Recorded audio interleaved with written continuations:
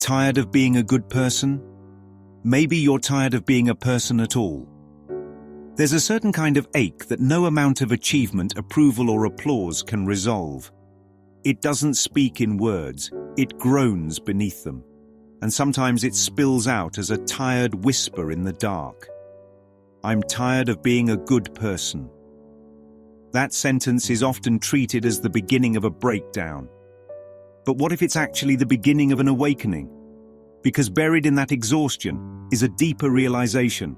I'm tired of being a person, the role that never fit. Being a good person is not a state of being, it's a role, a character, a construct, a curated identity written by a mind that forgot its author.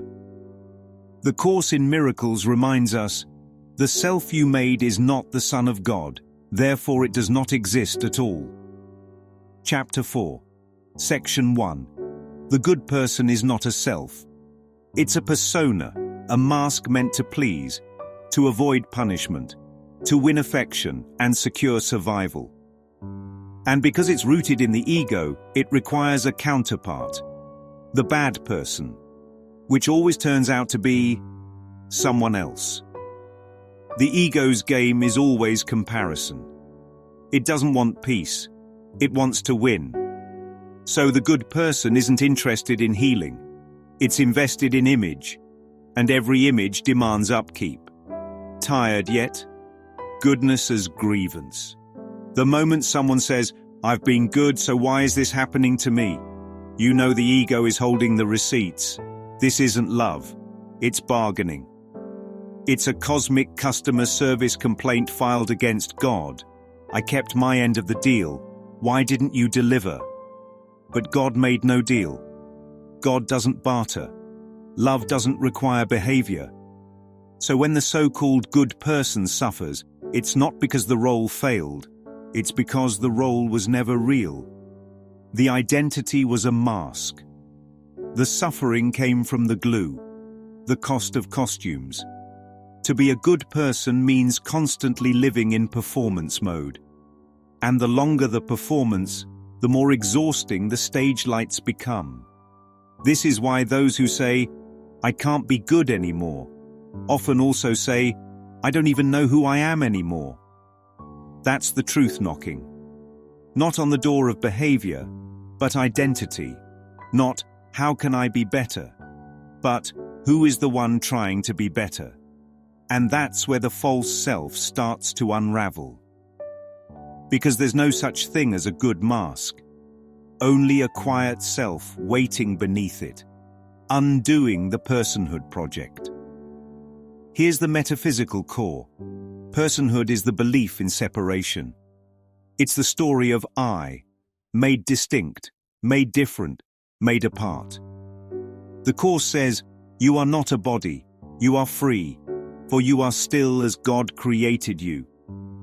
Review lessons 201-220. A person is a body identity. A good person is a judgment layered onto that identity. But both are the same error, because both try to replace being with doing. And so long as identity is anchored in form, effort will always lead to exhaustion, because the ego cannot rest. Only the self can. The exit isn't evil, it's freedom. The tired mind begins to think the solution is to switch roles, to become the bad person, the villain, the rule breaker, the rebel, but that's still on the same stage, still playing the same ego game. That's why it doesn't work. Because nothing changes until the script is dropped. There's no healing in flipping the costume, only in taking it off. The world may shout, be good. The ego may scream, be bad. But the Holy Spirit whispers, be still and know. From goodness to godness, what's beneath the road? Beneath the road of goodness lies a deeper truth the ego dare not excavate, because if it did, it would find out that the road itself isn't real. The ego builds highways of identity and calls them virtues. Morality becomes asphalt. Performance becomes pavement. And personality is the paint that says, stay in your lane. But beneath all that noise, beneath the virtue signaling and self-punishment, beneath the role of the overachiever, the nice girl, the eldest daughter, is the still, unchanging truth that doesn't require a title. Goodness is earned. Godness is given. Goodness is comparative. Godness is creative. Goodness seeks applause. Godness knows silence. To be a good person is to play by a set of arbitrary rules, handed down by a world that forgot what reality is. But to rest in Godness is to remember the self that never needed to be fixed, only revealed. The persona was a detour. But the Holy Spirit is not interested in your detours. He knows the way home. So what's beneath the road? The crack. The call.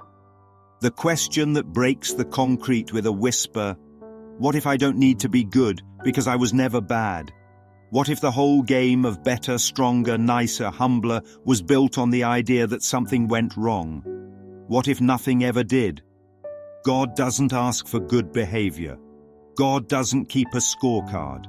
God doesn't weigh sins against acts of service. That's the ego's religion. That's the courtroom in your mind. But what if God only asks this? Will you remember? Will you remember what was before the roles? Before the masks? Before the world taught you how to win its approval by losing yourself? You never had to try to be Godness. You just had to stop pretending to be something else.